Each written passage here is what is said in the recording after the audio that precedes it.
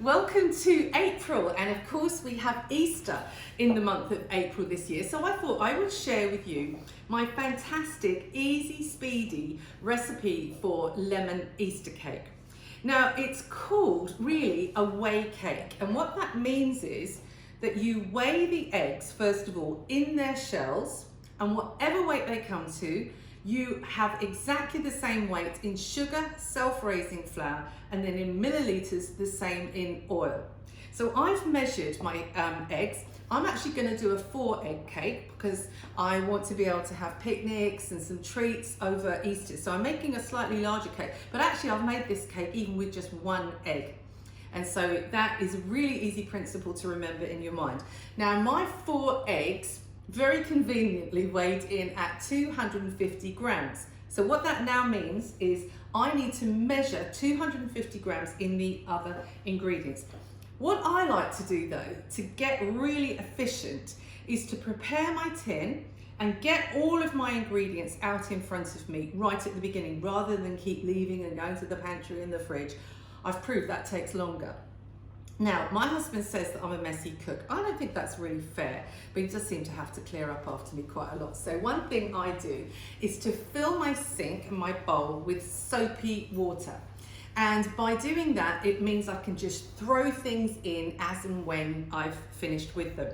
The other thing I do, my little tip, is I lay out a damp cloth, a damp J cloth here, so that it protects the surface of my work surface and it stops it from getting messy. And then at the end I can just scoop it up and put it straight in the sink, so that also saves time. Now the next thing I do is to prepare my tin.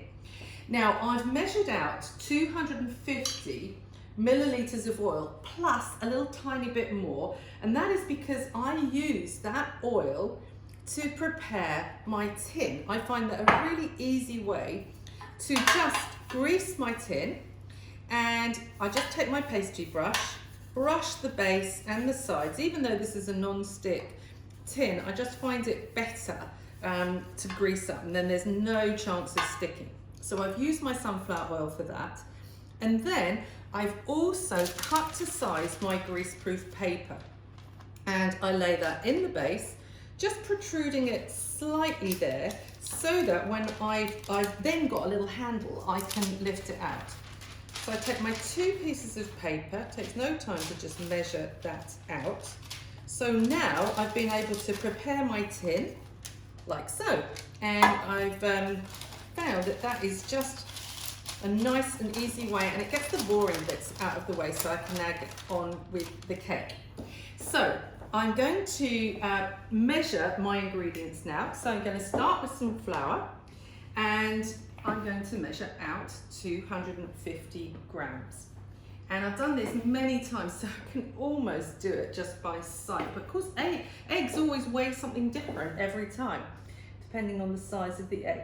So there I have, lovely, 250 grams. And then using the same bowl, I'm just going to add 250 grams of my sugar, which is a nice and easy number because 2 times 250 is 500. There we are, perfect. Now I'm going to add my oil. Just pour that into the bowl. And you know, the great thing about using oil rather than butter or margarine is that you don't have to cream it. This is an all-in-one method, and I love to be quick and easy, so that makes life simple for me. Now I'm going to grate my lemon. This is the zest of a whole lemon, and I've got a lovely Sicilian lemon here. I think they're the absolute best. You always get such a gorgeous fragrance. And so I'm going to just literally take the whole zest of my lemon, put that into the cake. That gives it a beautiful flavor. And then I'm going to take the juice of that same lemon, the whole juice. Now some people think, oh, does that not make the cake bitter? No, it really doesn't. What it gives it is a beautiful lemony flavor.